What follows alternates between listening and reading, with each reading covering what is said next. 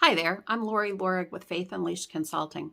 I have been leading, organizing, and coordinating volunteers in our Lutheran schools and churches for over 30 years. During that time, I've often seen ministries or activities that are built around one person.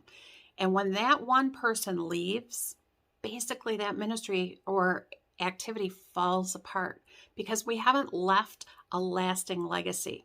We've created a void by not writing anything down. So join me on Wednesday, October 27th at 9 a.m. and we're going to talk about developing and enhancing a ministry within your congregation. When you do that, you'll walk away with well-documented ministry position descriptions that serve as an invitation tool first, so you're clear on what you're asking people to do. It'll be a training document for you, and also an accountability tool. It'll allow you and your team to function more effectively as you serve in the body of Christ. Remember, Wednesday, October 27th, 9 a.m. The link is in the comments below. Hope to see you there. Bye-bye.